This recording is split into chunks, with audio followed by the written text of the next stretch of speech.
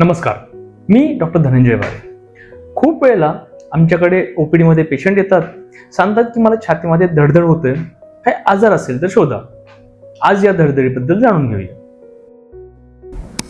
धडधड प्रत्येक वेळेस आजारच असते का?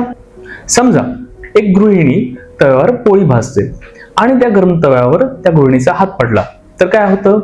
त्या ठिकाणी पेन किंवा वेदना होतात आणि चटकन तो हात पाठीमागे घेतला जातो. आता समजा त्या ठिकाणी पेनच झालं नसतं तर तो हात तसाच त्या गरम तव्यावर राहिला असता आणि पुढे काय झालं असतं हे सांगायची गरज नाही. म्हणजेच पेन हा काही आजार नाही, ती शरीराची नॅचरल रिॲक्शन आहे किंवा प्रोटेक्टिव्ह मेकॅनिझम असंही म्हणता येईल.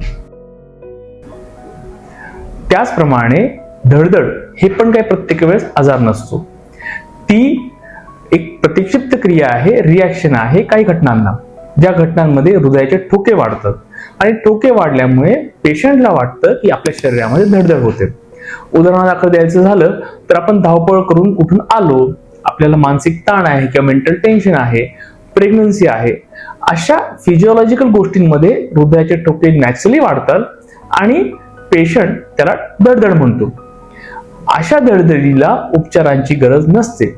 तुमचं प्रायमरी कॉज जे काही आहे, धावपळ, मेंटल टेन्शन, याचा तुम्ही उपचार केला की धडधड आपोआप कमी होते.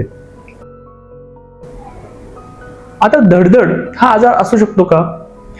काही आजार, उदाहरणार्थ हृदयातील झडपांचे आजार, रक्त कमी होणं किंवा ॲनिमिया, पित्त, या आजारांमध्ये हृदयाचे ठोके वाढतात.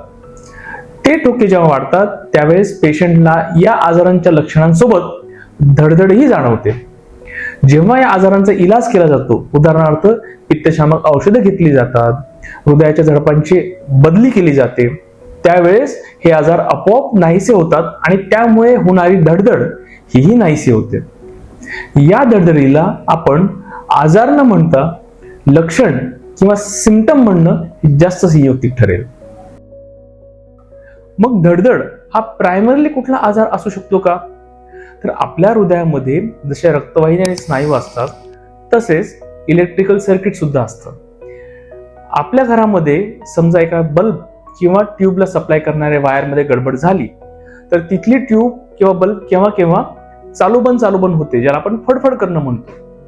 तसंच हृदयामध्ये या इलेक्ट्रिक सर्किटमध्ये काही गडबड झाली तर हृदयाचे ठोके हे कमी होतात किंवा जास्तही वाढतात.